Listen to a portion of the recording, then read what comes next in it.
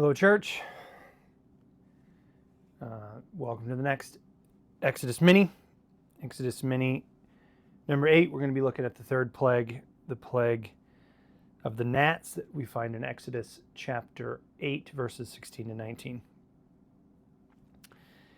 Then the Lord said to Moses, "Tell Aaron, stretch out your staff and strike the dust of the land, and it will become gnats throughout the land of Egypt."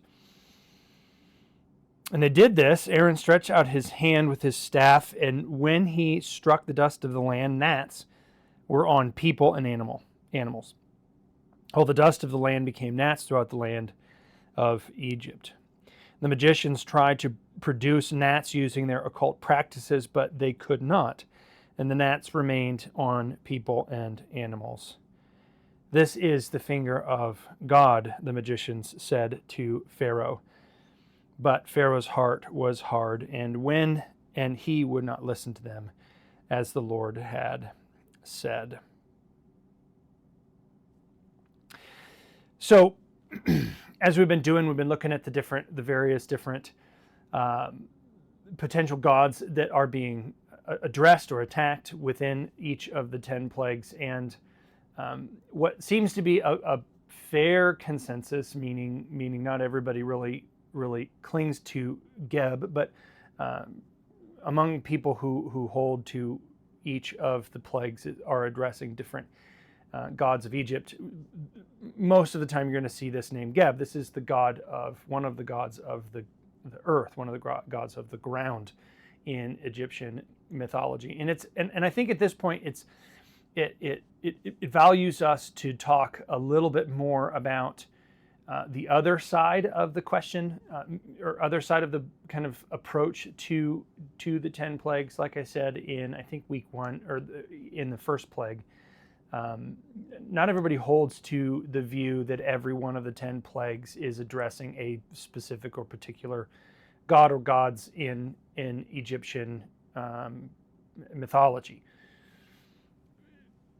How I'm approaching it is that, but the other side of it, the other predominant view is that yes, maybe there are a few gods that are being addressed, but by and large it's just God showing his might and his power through various different means and methods. And I honestly don't think that that's a terrible interpretation. I think that it's perfectly fine, and we have to, or maybe more than anything else, I think that it is important for us to sort of be very open-handed about how we're interpreting these different things within the 10 plagues, because ultimately the only thing that we really need to hold to is that God has power and authority. The reason why I lean towards deity is because so much of the Egyptian culture and so much of the culture of the ancient mind, of the ancient peoples, was entirely revolving around God, revolving around God's deities, that everything has its deity and every deity has its thing. And it's hard for us to wrap our minds around it as 21st century Western Americans, because by and large, even if you are not a Christian or Jewish or even Muslim, at the very most, you're still monotheistic. You don't really think about the world in relation to the gods. It's just not how we think anymore. We're monotheistic or atheistic in our mindset in the Western world, because the way humanity has developed over time. And so it's hard for us to kind of wrap our minds around. And one of the things that presses upon, and why I think it's important for us to talk about it here, is that it's in sort of the middle section where we have the most discussion happens about whether or not this is an attack upon a particular god or gods, because it starts to become a few more steps for us to get there, right? It makes sense in the 9th plague when God blots out the sun god. It makes sense when God turns the river of the Nile River to blood, the Nile River gods, which are very, very important in Egypt, and very, very important in the mines and all that. But again, it's predominantly because we do not have a mindset of everything revolves around deity, right? And so that's why I hold to this. And again, it's okay if we don't. But what's the connection here to Geb? Geb is, and again, I don't know if I'm pronouncing this right. Geb is the god of the ground, one of the gods of the ground. And what is the picture that is sort of being painted here is that God is potentially kind of overturning creation in a very similar type language to Genesis chapter 2, where God creates man by forming him out of the dust of the earth. God here takes the dust of the earth and forms gnats. The word in Hebrew is actually just sort of a kind of a general small insect word. It's not a very specific word. That's why maybe if you grew up reading the King James version, you remember reading lice, and here it's gnats, and another place it's different kinds of bugs. A bunch of different kind of bugs are referenced because there's not really it's not specific enough for us to really know, and so we just tend to take the one that maybe fits the most within the culture. But here is a realization that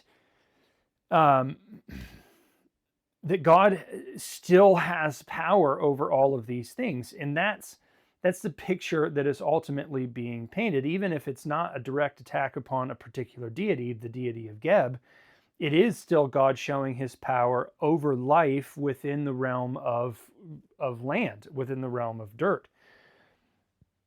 Another thing that we could maybe talk about at this point is that there, again, at least seemingly, and we hold this very open-handedly,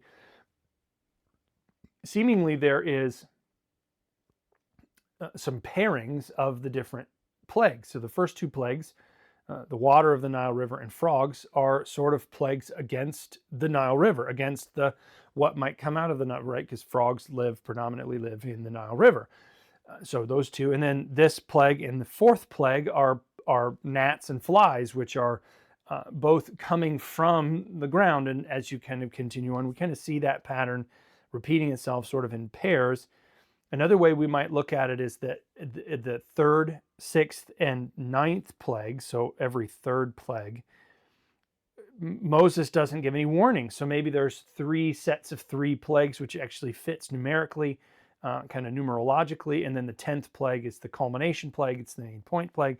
Again, we don't necessarily take that as a hard and fast rule, but there's some sort of interesting little pairings that are going on here.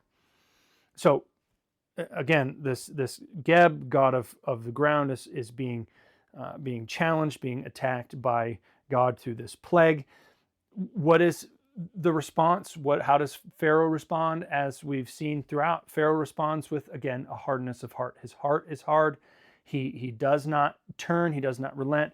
And these bugs, these lice, these gnats, they're everywhere. They're in everything. They're in your mouth. They're in your food. They're all over the place, driving people crazy. And there's no actually indication on how long this takes place. Maybe this is weeks, maybe this is months, maybe this is a long time where these gnats are all around. The other response that we can take note of is the response of the magicians. The magicians, they try, as they've done with the first two plagues, try to reproduce the plague, but now they can't, showing us that their limited power is starting to wane. It's starting to diminish. It's starting to get smaller. The thing that I keep saying is that I don't think that it's a sleight of hand. I don't think that they do the thing, turn the water into blood and reproduce frogs. I don't think that it's a sleight of hand. I don't think it's just a simple illusion or trick. I think that they are doing something through, again, occult practices, the demonic forces that are at work. And here, the demonic forces, even the demonic forces already in the third plague, are already failing. But their particular statement that they make, this is the finger of God, this is a very interesting sort of response from the people, and we can take it in a couple of different ways. We can take it as if they're referencing the God that Moses and Aaron are talking about, but we don't necessarily need to or necessarily read it that way. Again, the word here, this is not the divine name of God. This is Elohim, which is the generic term for gods in Hebrew, and it's gods, it's plural. And so maybe what they're saying is this is the finger of the gods, right? Like maybe they're just simply trying to divert the attention. And maybe that's why Pharaoh's heart remains hard. Again, we could take it both ways, but it maybe seems to be leaning a little bit more in that direction, that they're just simply trying to pass off their failure as, no, this is the God's at work. Don't worry about it. Don't worry about it. So that's the third plague. We'll see you in the next one.